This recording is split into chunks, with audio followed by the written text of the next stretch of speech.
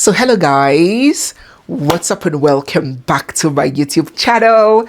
It's me, your girl Barrister Neze, and this is Nezeville. So today's video is the second leg of a fest where we are holding a question and answer session on all the many questions that you guys threw at me when we covered the Helen Ajayi Prest story. And the questions center around divorce, our legal systems in Nigeria when it comes to marriage, what our laws consider a wife and what it doesn't, inheritance rights of children, legitimacy of spouses, so many things that you guys would learn when it comes to marriages in Nigeria. There is so much you're going to learn. So without further ado, let us dive right into the second leg of this video. Don't forget that if you are new here, you are seeing my face for the first time, or if you've been watching us without subscribing, do well to hit the subscribe button, give this video a big thumbs up, drop your thoughts down in the comment section as we discuss, and stay glued for we have so much more coming your way. Don't also forget to grab a copy of our book, The Unbroken Spirit. There is so much you're going to learn from that masterpiece. All right, let's proceed with the next question. Okay, this question here says, what about a common law wife as a result of cohabitation and public knowledge of Helen as his wife? Common law wife in Nigeria? Please, Nigeria's legal system does not have a formal legal status called common law wife. You are either a wife or a concubine or a side chick or a girlfriend, and cohabitation does not automatically create legal rights, even if it lasted 50 years. Philip here said, very disappointing. But what about abandonment of the marriage, which says if the couple doesn't live together for 7 years, then it is dissolved? Please, where are you people getting all this information? Can you see why it's very important to consume only genuine content? Because ignorance of the law will not save you when the chips are down. So mind what you consume, because he is quoting categorically that what about abandonment of the marriage, which says that if the couple doesn't live together for 7 years, then it is dissolved. I'm asking to know if this is a glitch or if it was overlooked. We have to be very careful where we get ideas from and how we run with it. That's how when we're talking about Baba Ijesha's case, where I was expressing concern and worry as to how he managed to father a child while serving jail time, and somebody was putting it to me, not asking, somebody was putting it to me in the comment section that what about his conjugal rights? He used his conjugal rights. And I'm like, conjugal rights for a convicted felon in Nigeria or for any prisoner in Nigeria, under what section of the law? Because what section and what law could you support your claim with legislation so I can make recourse to it? So let us be careful where we get ideas from and what laws, inexistent laws, we believe exists. Let us consume proper content. So yes, that is a misunderstanding of the Nigerian law. Abandonment does not automatically dissolve the marriage. Not after 7 years, not after 70. What the law says is desertion for at least 1 year, or living apart for 2 years or 3 years may give a spouse grounds to apply for divorce. It creates grounds. It doesn't automatically dissolve. That marriage remains valid until that application is done and a court dissolves it. So if somebody abandons you for 50 years and the person or you haven't applied to a court to dissolve that union is still valid. The 7-year rule applies where a spouse has disappeared. That's a different case.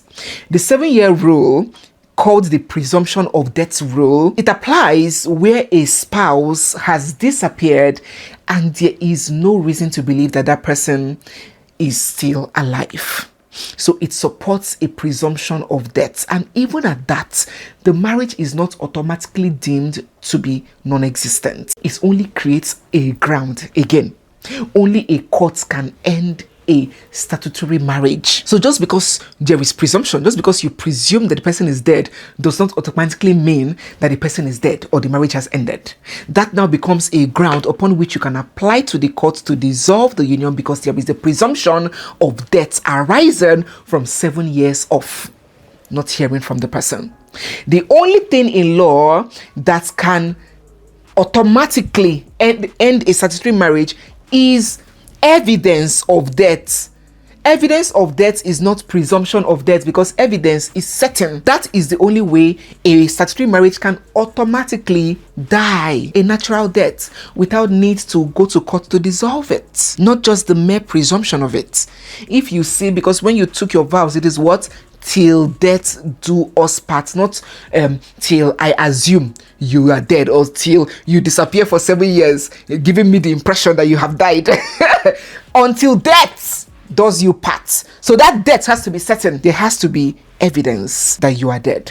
If it's just presumption due to long years of absence, then you apply to the court based on that presumption to have that union dissolved.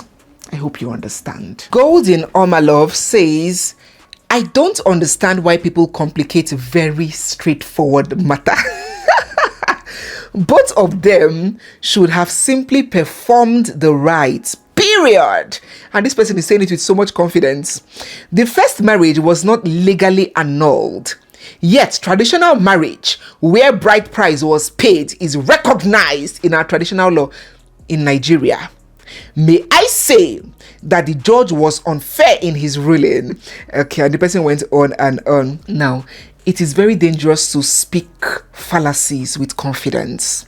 It's one thing to say, I believe, or I wish. It's better to use I wish it was like this, not to put it and say a judge that was applying a written law, a laid down law, was being unfair. Was it the judge that created the law? Or do you think that your sentiments should outperform the legislation?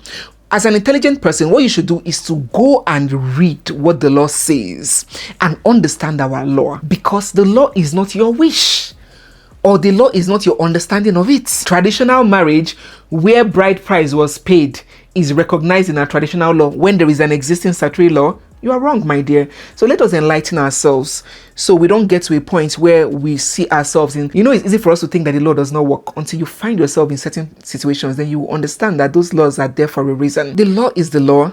The court is not your playground.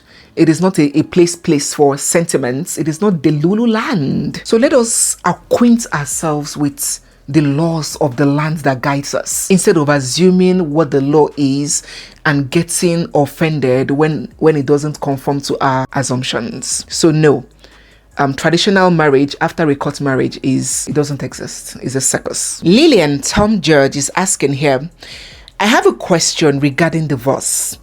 I have seen cases where a man files for divorce, but his wife refuses to divorce him. How? Okay. There are also cases where the woman files for divorce and her husband refuses to sign the divorce papers. What is the position of the law in such situations?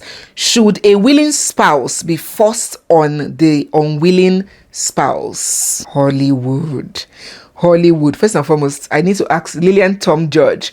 These are all English names, so I do not know whether you are from Nigeria or whether you are from Bayelsa and Rivers State. I know Bayelsa and Rivers. I'm from Rivers State. They bear English names like this. Where are you from? Are you from Nigeria? If you are from Nigeria, then I need to blame. In fact, I'm going to sue Hollywood. Hollywood, you see what you have cost? Where in Nigeria, we're now talking about signing divorce papers. I have come across this signing divorce thing so much. I do not know what this means. I have seen several comments on Yole Dochie, sign May's divorce papers and let her be free. Why are you not signing May's divorce papers? And I'm like, what the hell? When did you guys read about this, Bikodu? In Nigeria, signing divorce papers, please. Divorce does not require signatures under our law. I have explained, in fact, I have videos on how divorce starts and how it ends, the whole process from start to finish. I hope you guys are subscribed, because there's no reason for you to be subscribed to Neze, to Barrister Neze. I'll be saying these kinds of things. Make sure you are subscribed to our channel, because there is so much you're going to learn. It's not just about gossip or entertainment. There is so much value that you're going to get. Okay, so in Nigeria, one spouse files a petition in court, which the other can either oppose or agree to. If the person agrees to it, the divorce becomes non-contentious. It's more straightforward, ahead. If the other party opposes to it, then it takes a lot more process, right? The court is the one that makes the final decision. Nobody signs anything.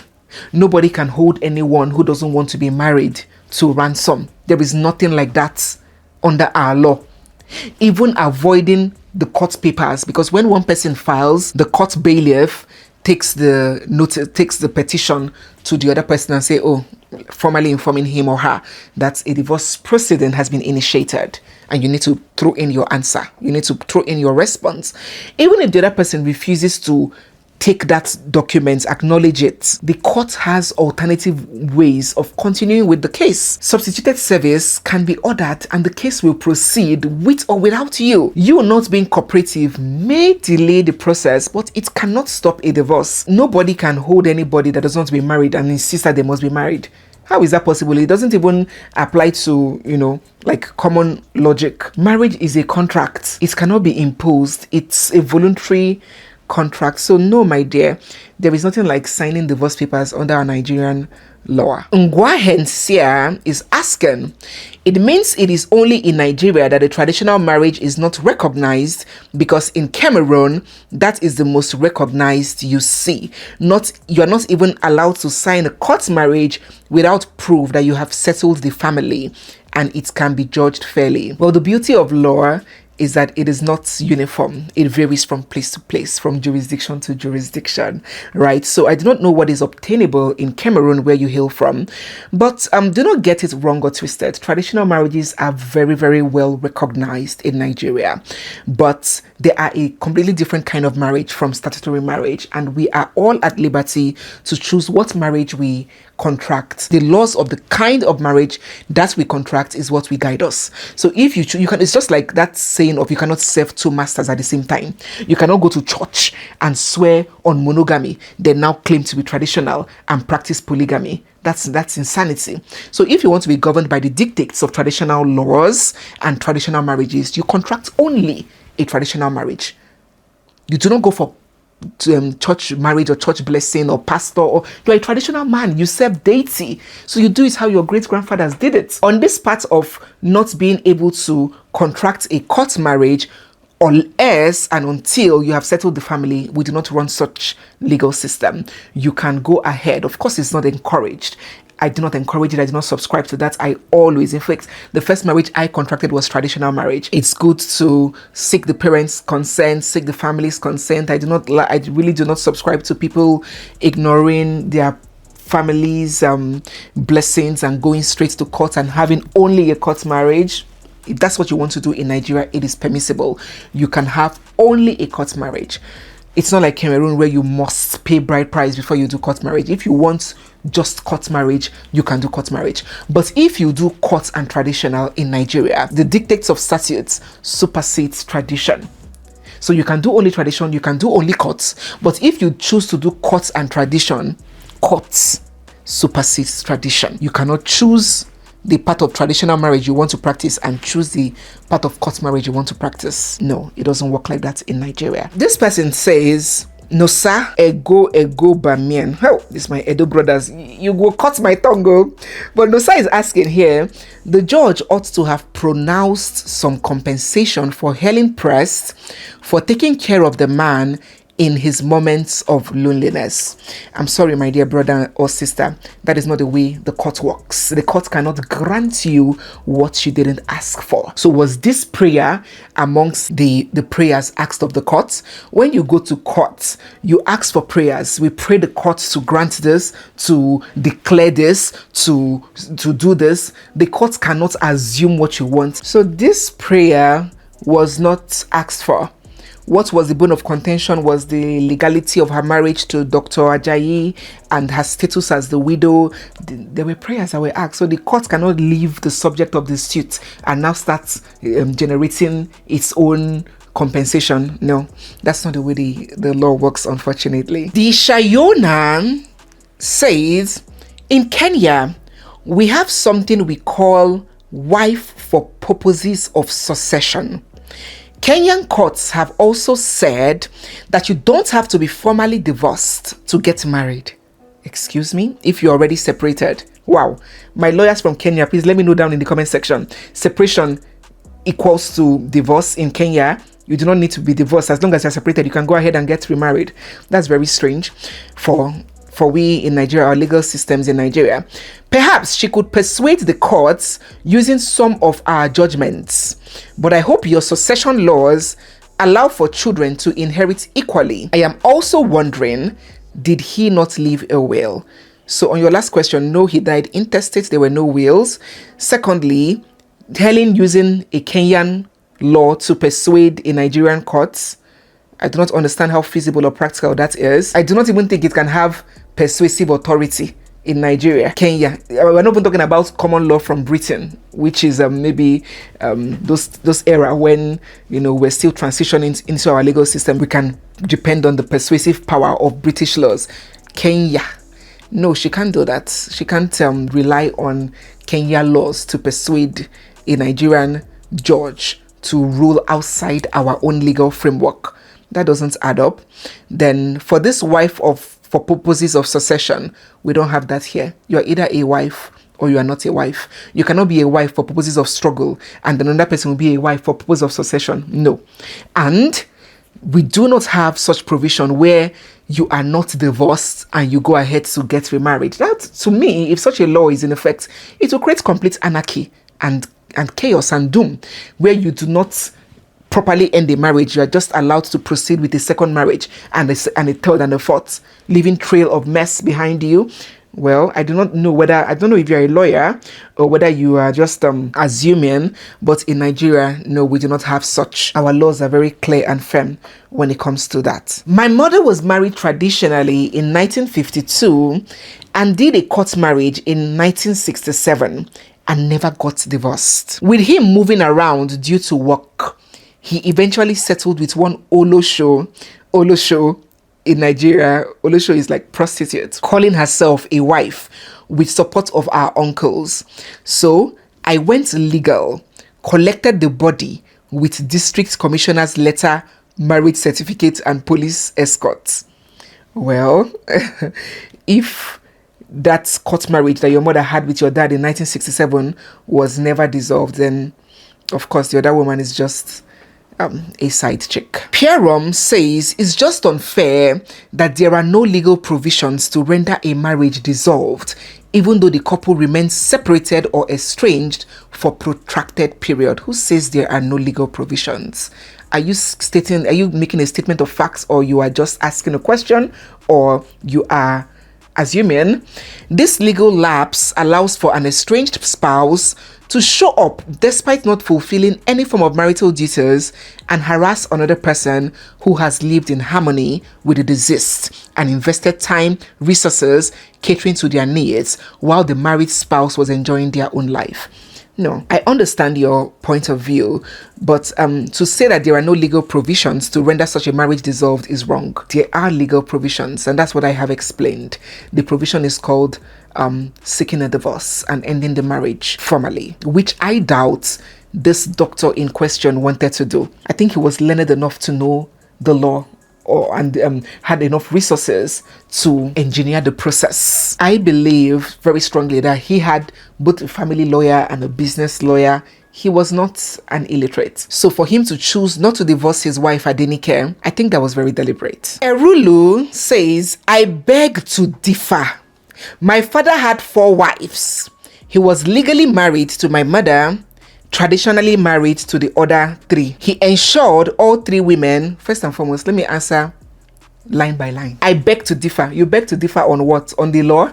Am I stating my opinions? I'm telling you what the law is and you are begging to differ. Go and differ with the legislators at the House of Senate and the House of Rep, the people that made the law. I don't make the law. I'm here to tell you what the law is. So you don't beg to differ on a statement of facts. You can differ on an opinion. If I'm giving my opinion, you beg to differ. But you cannot differ on a statement of facts or a law. Your differing is of no consequence. All right. Now, my father had 4 wives. That is his prerogative. He can have 10 if he wants to. We're speaking the law. We're not speaking your family dynamics. And you went ahead saying he was legally married to my mother, traditionally married to the other three. I need to put it in a very mild way, but that is a criminal offense legally.